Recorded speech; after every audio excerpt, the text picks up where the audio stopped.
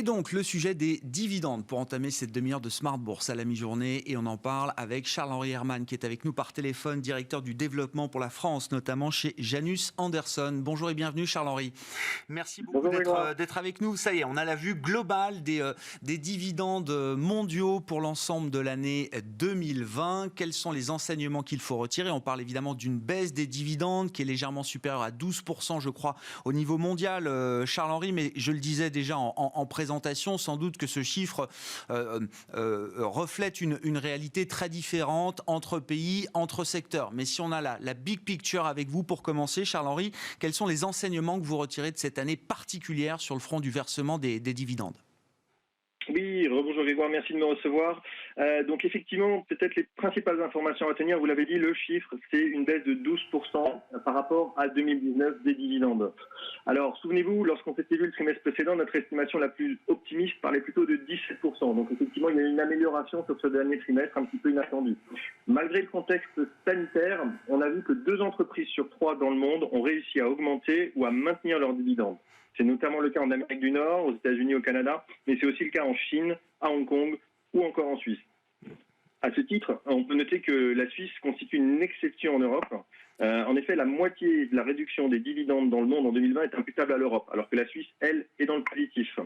On notera d'ailleurs que c'est la France qui est le pays qui a le plus coupé de dividendes l'année dernière au sein de notre indice en Europe. Et ça, c'est principalement dû au secteur bancaire. Ouais, effectivement, un point important dans les indices français. C'est une baisse de quel ordre pour les dividendes versés ou non versés d'ailleurs en France, Charles-Henri?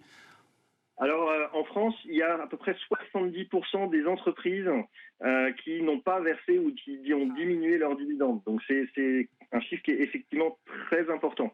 Alors, c'est assez étonnant parce qu'il y a une notion, on parle souvent de la France étant championne des dividendes, mais c'est une notion quand même à relativiser parce que championne du monde, championne d'Europe, non. Ce qui est sûr, c'est qu'en 2020, ce sont plutôt les États-Unis qui sont les champions du versement des dividendes. En fait, il faut bien comprendre, c'est que notre indice Janus Anderson Global Dividend Index analyse l'évolution des dividendes à l'échelle mondiale tous les trimestres. Et contrairement à ce que l'on pense, la France n'arrive pas toujours en tête du classement chaque trimestre. Il y a une vraie saisonnalité dans le versement des dividendes. Les sociétés françaises, elles versent majoritairement leurs dividendes après les assemblées générales et les votes qui ont lieu plutôt au premier semestre. Donc il y a une concentration des versements à un même moment, essentiellement au deuxième trimestre. Et on croit en fait au deuxième trimestre que la France paye beaucoup de dividendes, mais c'est cet effet de saisonnalité. Alors en 2020, il y a eu beaucoup de sociétés françaises qui sont normalement des bonnes pourvoyeuses de dividendes qui ont été contraintes de réduire ou d'interrompre leurs dividendes. Et c'est le cas principalement des banques. On en revient toujours à ce secteur bancaire qui est le plus important en France. En effet, les banques ont bénéficié des facilités de financement décidées par les banques centrales. Elles ont aussi été mobilisées par la mise en place du prêt garanti par l'État et donc elles n'ont pas pu verser de dividendes. À titre d'illustration, la coupe des dividendes des banques françaises représente plus de 8 milliards de dollars. C'est à peu près un tiers de la valeur totale des réductions de dividendes en France. On estime d'ailleurs que le secteur bancaire ne devrait pas retrouver son niveau de versement historique tout de suite. Ça va prendre un certain temps. Est-ce qu'il y a d'autres secteurs peut-être qui ont été sensibles à cette question des dividendes, à la baisse, à la réduction ou à la suspension des dividendes l'an dernier, Charles-Henri ? Alors oui, effectivement, il y a les banques, c'est le plus important, on l'a dit, mais il y a aussi le secteur pétrolier qui a beaucoup souffert, le secteur minier, et puis tout ce qui est consommation discrétionnaire. Ce sont des secteurs pour lesquels les versements de dividendes ont été très impactés en 2020. Alors, à contrario, il y a des secteurs qui s'en sont un petit peu mieux sortis. C'est le cas des entreprises du secteur de commerce de détail alimentaire, les produits pharmaceutiques ou par exemple les produits de soins. On pourra citer quelques exemples en France comme Danone, Sanofi ou L'Oréal, qui ont versé des dividendes sur cette année 2020. Et puis ce qui est important, c'est de regarder évidemment le secteur de la tech. On en parlait déjà avec vous quand on s'est vu la dernière fois, Charles-Henri, mais ça reflète évidemment le poids de la tech aujourd'hui dans l'économie mondiale. Pour dire les choses simplement, les grandes valeurs technologiques sont parmi les plus grands payeurs de dividendes au monde désormais. Oui, tout à fait. Il y a un chiffre intéressant. Sur les 10 dernières années, l'ensemble du secteur technologique de notre indice a multiplié ses dividendes par 4,5. Alors, en comparaison, sur cette même période, les 1200 entreprises de notre indice ont multiplié leurs dividendes de 1,5 fois seulement, si je peux m'exprimer ainsi. Donc, il y a une vraie évolution sur ce secteur en particulier. Je ne sais pas si vous vous souvenez, le trimestre précédent, on l'avait annoncé, et ça s'est confirmé, Microsoft est bien devenu le premier payeur de dividendes en 2020, avec plus de 15 milliards de coupons distribués. Apple, de son côté, ils sont quatrième payeur de dividendes avec presque 14 milliards. Et si on regarde au niveau sectoriel, eh ben, le secteur technologique aujourd'hui est le deuxième plus gros secteur payeur de dividendes derrière le secteur financier. Bon, ce qui explique, j'imagine, en partie la performance de l'Amérique du Nord sur le front des dividendes, les États-Unis, plus le Canada, je crois qu'il ne faut pas oublier dans la prise en compte de ce calcul. Charles-Henri, je le disais là aussi en introduction, l'Amérique du Nord a battu des records l'an dernier en termes de versement de dividendes. C'est exact. Alors, si on compare les grandes places financières du monde, je le disais, l'Espagne et la France, c'est celles qui ont le plus réduit leurs dividendes. 70% des entreprises ont procédé à des réductions. Maintenant, si on regarde outre-Atlantique, on observe que le Canada, seulement 9% des entreprises ont procédé à des baisses de dividendes. Alors, vous allez me dire, le Canada, c'est vrai, ils ont été un peu moins touchés par la pandémie. Oui, mais de manière plus générale, les autorités de réglementation nord-américaines ont été moins regardantes que les régulateurs européens envers la politique de distribution, et notamment du secteur bancaire outre-Atlantique. Mais ce n'est pas la seule raison. En Amérique du Nord, s'ils s'en sont bien sortis, c'est principalement parce que les entreprises ont choisi de suspendre ou de réduire leur programme de rachat d'actions afin de conserver leur liquidité, de protéger leurs dividendes. On pourra citer deux exemples, AT&T ou McDonald's, qui ont justement diminué ce programme de rachat d'actions pour faire cela.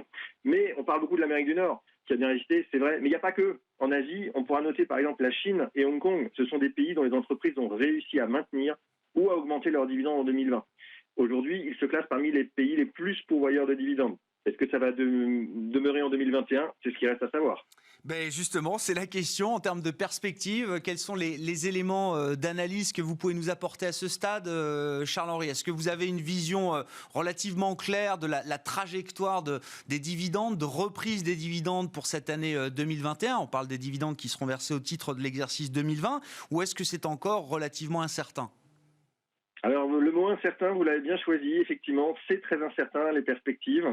D'abord, au niveau sanitaire, les nouvelles sont encore loin d'être au beau fixe. La pandémie s'est intensifiée dans certaines régions du monde. Alors, on a quelques espoirs, évidemment, le déploiement des programmes de vaccination. Maintenant, la rapidité de cette mise en place, elle est très variable selon les régions. Donc, dans ce contexte, c'est très difficile de faire des prévisions. Néanmoins, nous pensons que le premier trimestre 2021 sera marqué par une baisse des versements des dividendes par rapport au premier trimestre 2020. Cette baisse, néanmoins, devrait être moins importante que ce qu'on a vécu entre le deuxième et le quatrième trimestre de l'année 2020. On pense que les dividendes bancaires vont reprendre petit à petit dans les pays où ils ont été réduits, mais certainement pas à des niveaux comme on a connu en 2019, essentiellement notamment en Europe et au Royaume-Uni, qui vont venir vraiment petit à petit. Ensuite, il y a les régions du monde qui ont fait preuve de plus de résilience en 2020. On pense qu'elles vont être susceptibles de poursuivre sur cette voie en 2021. Maintenant, certains secteurs continueront à éprouver de grandes difficultés, notamment jusqu'à la réouverture complète des économies.